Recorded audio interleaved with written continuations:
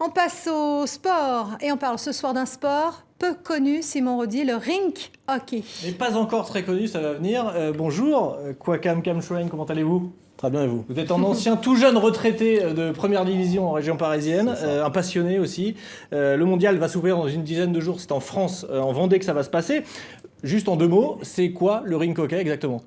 Le rink hockey est un sport collectif qui se joue à 4 contre 4 en salle, sur des patins type quad. Donc ce sont des patins que certains appellent patins à l'ancienne avec deux roues devant. Pas les patins en ligne, c'est ça? Non, les patins type quad, donc c'est deux roues devant, deux roues derrière.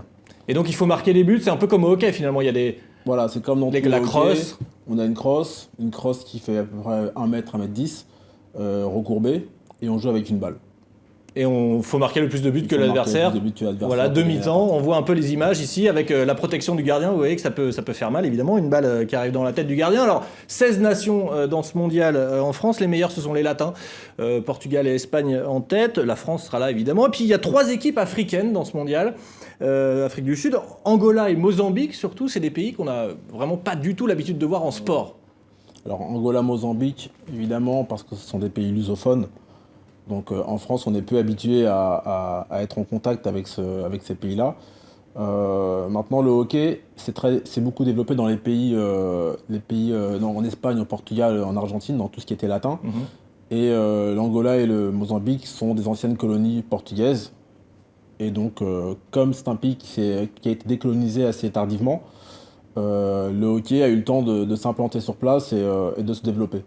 Alors c'est un sport qui peut être joué autant par les femmes que par les hommes. C'est un sport qui est violent aussi, comme le hockey sur glace? Non, c'est beaucoup moins violent que le hockey sur glace, c'est beaucoup plus technique. Il n'y a pas de plastron, les mises en échec sont interdites. Et la crosse est beaucoup plus petite, ce qui entraîne un jeu beaucoup plus technique. Et on voit que ça va très très vite hein, sur les images, c'est vraiment d'un but à l'autre. Voilà, faut maîtriser l'équilibre évidemment. On a parlé de l'Angola. L'Angola qui va jouer contre la France, qui sera d'ailleurs favorite hein, par rapport à la France. Et tout à l'heure on discutait, vous compariez l'Angola au rink hockey au Qatar en football. C'est-à-dire beaucoup d'argent pour développer ce sport, c'est ça? C'est ça. Donc l'Angola est une terre de pétrole qui a connu un grand boom pétrolier avec un développement très rapide des infrastructures du pays et surtout de la ville de Luanda. Donc ils se sont servis ils ont décidé de choisir ils ont choisi le hockey pour exister finalement. Pour exister, voilà, au niveau international.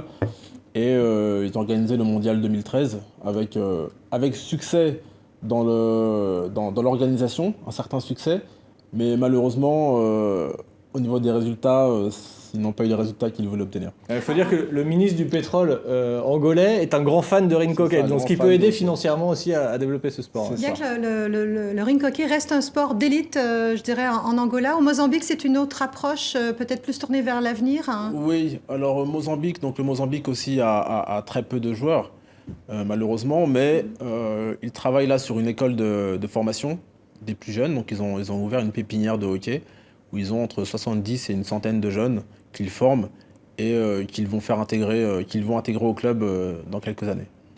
Et qu'est-ce qui les intéresse justement? Pourquoi avoir choisi le rink hockey pour les jeunes enfants comme ça?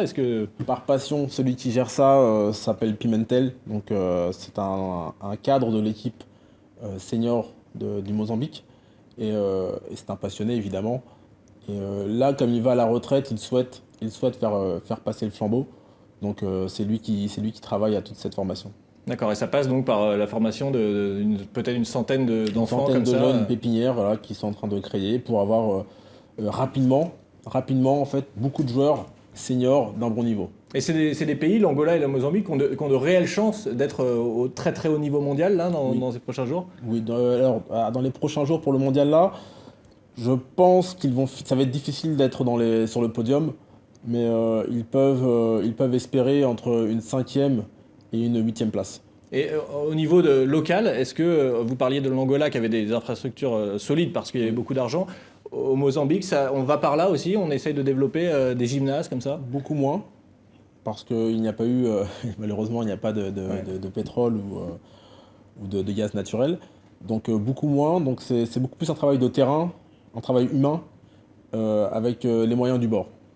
Un travail qui demande quand même pas mal d'équipement, on le voit. Hein. Oui, mais alors l'équipement de hockey, l'avantage qu'on a, c'est que il est solide, il ne s'use pas tant que ça.